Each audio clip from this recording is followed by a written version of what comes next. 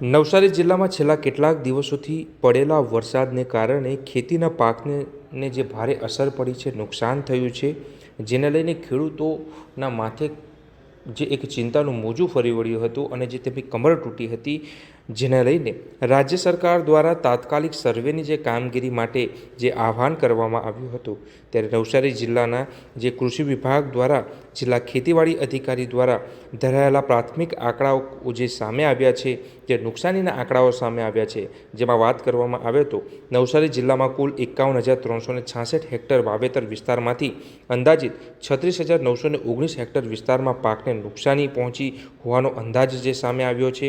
આ આંકડાઓ જિલ્લામાં આવેલા કુલ વાવેતર વિસ્તારના આશરે 28% નુકસાન થયું છે.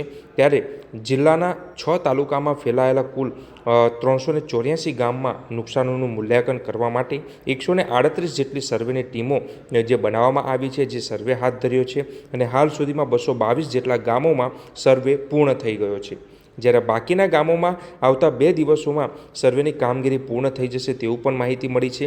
મળતી માહિતી મુજબ અત્યાર સુધી 18,447 ખેડૂતોના ખેતરોમાં 33% કરતાં વધુ નુકસાન નોંધાયું છે, જેમાં ડાંગર, કપાસ, તુવેર, શાકભાજી અને બાગાયતી પાકોમાં સૌથી વધુ અસર જોવા મળી છે.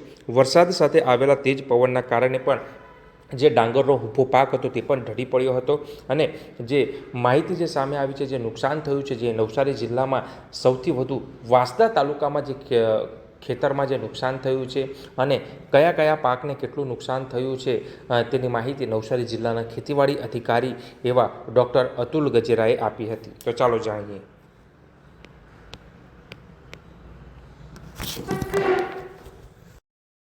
જી સર, સર્વે જ્યાં પહોંચ્યો છે, કેટલો નુકસાન છે, શું છે? નવસારી જિલ્લાની અંદર જ્યાં કમોસમી વરસાદના કારણે 36,000થી વધુ હેક્ટરમાં અસરગ્રસ્ત થઈ હતી. આ સંદર્ભે જિલ્લા ખેતીવાડી શાખાએ 138 જેટલી ટીમો બનાવીને સર્વેની કામગીરી શરૂ કરી છે. આજની તારીખે મોટાભાગના ગામોમાં સર્વેની કામગીરી ચાલી રહી છે. 222 જેટલા ગામોમાં તો સર્વે પૂર્ણ થઈ રહ્યો છે અને બાકીના ગામોમાં આજની તારીખે અથવા તો આવતીકાલ સુધીમાં તમામ જગ્યાએ સર્વે પૂર્ણ થઈ જશે.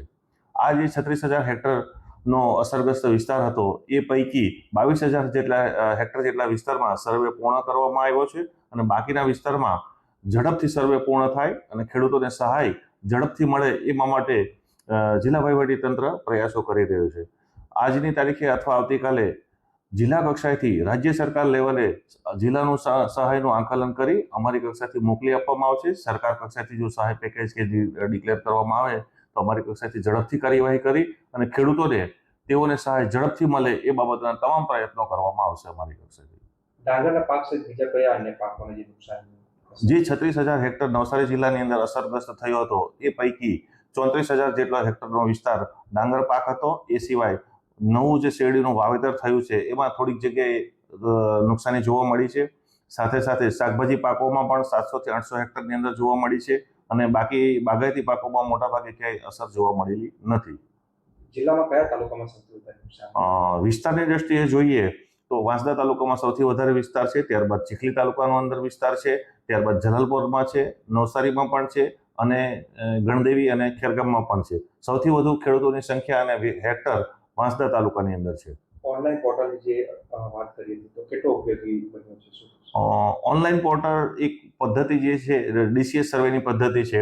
એ પદ્ધતિની અંદર સેટેલાઇટ બેઝ ટેકનોલોજીનો યુઝ કરવામાં આવ્યો છે.